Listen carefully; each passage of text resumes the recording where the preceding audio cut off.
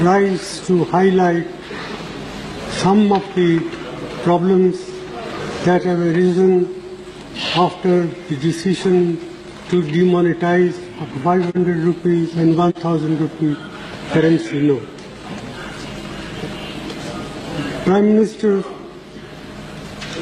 has been arguing that this is the way to curb black money, to prevent growth of forfeited currency note, and also to help in control of terrorist finance activities.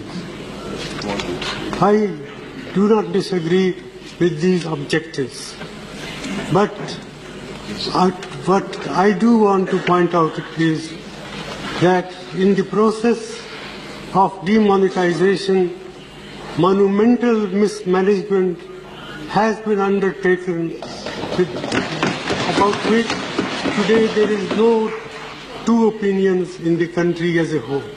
Even those who say that this measure will do harm or will cause distress in the short run, but be in the interest of the country in the long run.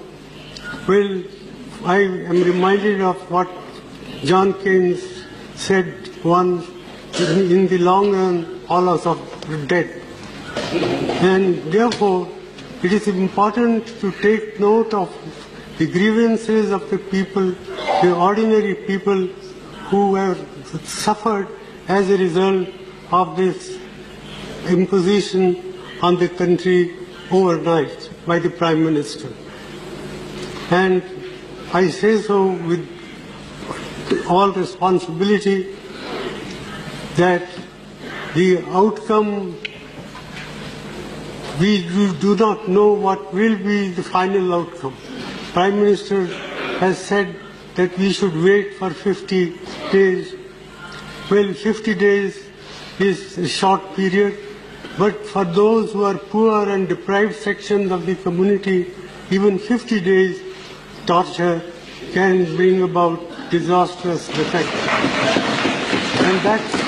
And that's why about 60 to 65 people have lost their lives.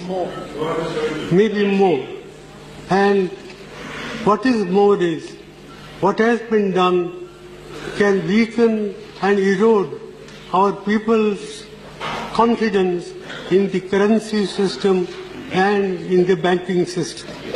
One, I would like to know from the Prime Minister the names of any countries he may think of where people have deposited their money in the banks, but they are not allowed to withdraw their money.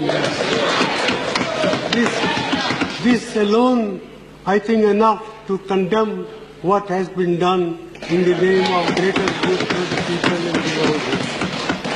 And, sir, I would further like to point out that, in my opinion, this scheme of monetization, the way it is being implemented, will hurt agricultural growth in our country, will hurt small industry, will hurt all those people who are in the informal sectors of the economy.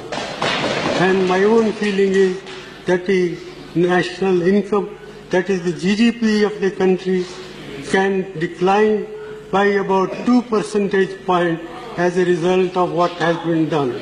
This is an underestimate, not an overestimate.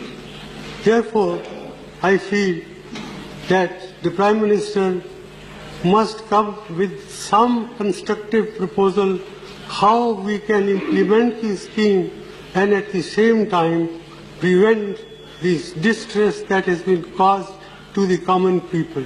It is no good that every day the banking system comes with modification of the rules, the conditions under which people can withdraw money.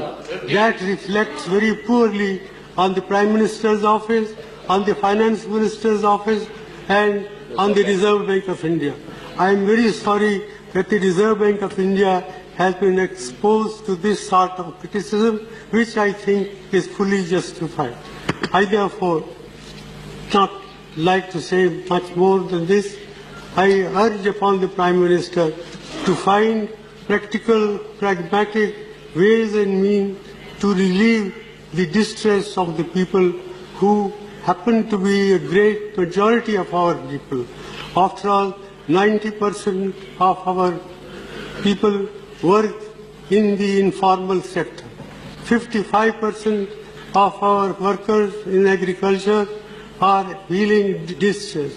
The cooperative banking system, which serves large number of people in the rural areas, is non-functional, has been prevented from handling cash. So, in all these measures convince me that the way the scheme has been implemented, it's a monumental management failure, and in fact, it is a case of organized loot and legalized plunder of the government.